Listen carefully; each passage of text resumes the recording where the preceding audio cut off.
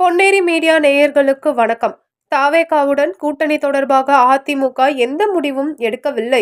அது தவறான செய்தி. விஜய் கட்சியுடன் கூட்டணி என அதிமுக எப்போது அறிவித்தது எனவும் பொன்னையன் கேள்வி. திருவள்ளூர் வடக்கு மாவட்டம் மீஞ்சூர் ஒன்றியம் கழகம் சார்பில் செயல் வீரர்கள் வீராங்கனைகள் ஆலோசனை கூட்டத்தின் பின் பேட்டி. திருவள்ளூர் வடக்கு மாவட்டம் மீஞ்சூர் ஒன்றியம் கழகம் சார்பில் கழக வளர்ச்சி பணிகள் மற்றும் 2026 சட்டமன்ற தேர்தல் குறித்து செயல் வீரர்கள் மற்றும் வீராங்கனைகள் ஆலோசனை கூட்டம் மீஞ்சூர் ஒன்றிய செயலாளர் முத்துக்குமார் ஏற்பாட்டில் வேண்பாக்கத்தில் உள்ள தனியார் திருமண மண்டபத்தில் திருவள்ளூர் வடக்கு மாவட்ட கழக செயலாளரும் பொன்னேரி முன்னாள் சட்டப்பேரவை உறுப்பினருமான சிறுனியம் பலராமன் தலைமையில் நடைபெற்றது. இந்த நிகழ்ச்சியில் கழக செய்தி தொடர்பாளரும் முன்னாள் அமைச்சரும் பொன்னையன் கலந்து கொண்டு சிறப்புரையாற்றினார். தொடர்ந்து செய்தியாளர்களை சந்தித்த பொன்னையனிடம் அதிமுக தாவேகா கூட்டணி தொடர்பாக நாளிதழில் வெளியான செய்தி குறித்த கேள்விக்கு தாவேகாவுடன் கூட்டணி தொடர்பாக அதிமுக எந்த முடிவும் எடுக்கவில்லை எனவும் அப்படியொரு நிகழ்வு நடைபெறவில்லை என்றும் அது தவறான செய்தி என்றார்.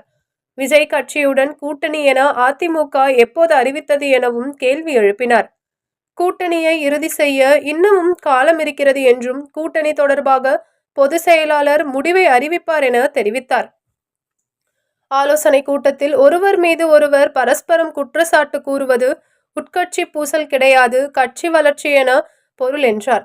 பல கட்சிகளிலிருந்து விஜய் கட்சியில் இணைவது குறித்து கருத்து எதுவும் கூற முடியாது எனவும் பொன்னையன் தெரிவித்தார். அதாவது விஜய் கட்சி 80 இடங்கள் அதிமுகவோட சேர்ந்து கூட்டணி அமைக்கிறதா நேற்று ஒரு பிரபல நாளிதழ செய்தி வந்து யார் அப்படி செய்தி சொன்னாங்க? அதிமுக தலைப்பு செய்திகள் அந்த நாளிதழ செய்தி வெளியாகி இருக்கு. இப்போ அந்த நாளிதழ் செய்தியை விஜய் கட்சி மறுப்பு தெரிவிச்சிருக்கு.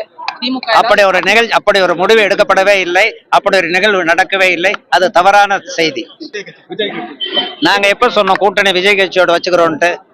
அடுத்த கூட்டணி பற்றி எதுவாக இருந்தாலும் கட்சி முடிவெடுக்கும்.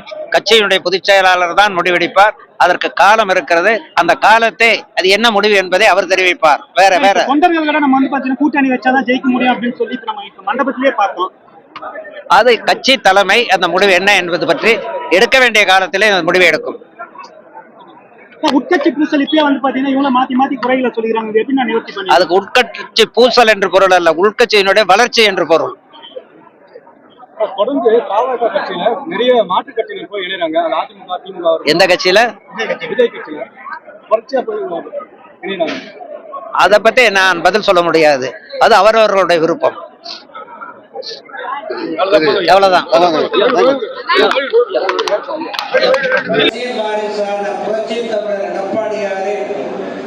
புகழை இந்த மண்ணிலே காத்திரத்திலேயே விளக்கில் கொண்டார்.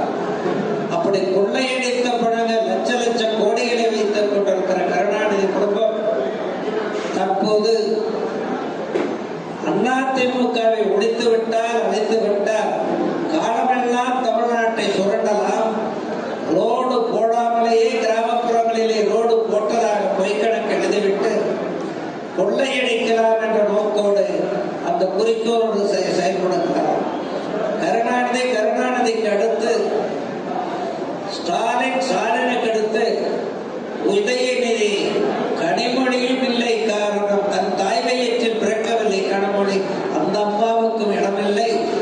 கட்சியின் மூத்த தலைவர் துரைமுருகனுக்கும் இடமில்லை என்று சொல்லி குடும்ப ஆட்சி நடத்துகிற கருணாநிதிக்கு சோதனை, கருணாநிதி குடும்பத்திற்கு சோதனை கொண்டு கொண்டிருக்கிறது. உள்கட்சி சண்டை புகைய ஆரம்பித்துவிட்டது. அந்த புகை நெருப்பாக எரியக்கூடிய சூழல் வந்திருக்கிறது. உள்கட்சி சண்டையாலே, கனிமொழி பிரிவை ஆதரிக்கின்றவர்கள் போடும் சண்டையாலே, துரைமுருகனை ஆதரிக்கிறவர்கள் போடும் சண்டையாலே விரைவில் எரிந்துவிடும் திமுக, அழிந்துவிடும் திமுக. அந்த இடத்தை நிரப்புகிற பணி எடப்பாடியார் கையில் இருக்கிறது. எடப்பாடியார் ஆட்சிக்கு வர வேண்டும் என்றால் நமக்குள் ஒற்றுமை இருக்க வேண்டும், மிக மிக ஒற்றுமை இருக்க வேண்டும். குடும்பத்திலேயே அண்ணன் தம்பி அக்கா தங்கச்சி தெரிய வேண்டும், அழைக்க வேண்டும். தமிழ் மண்ணில் இல்லை என்ற நிலையை உருவாக்க வேண்டும். அதற்கு சோடுரைத்து நமது ஒற்றுமையை நாம் நிலைநாட்ட வேண்டும். மக்கள் நம் பக்கம் இருக்கிறார்கள். அளிக்கப்பட்ட வாக்குகள் எல்லாம் பெரும்பான்மை வாக்குகள் இரண்டளிக்கின்றன. ஆனால் உலக கோடீஸ்வரர்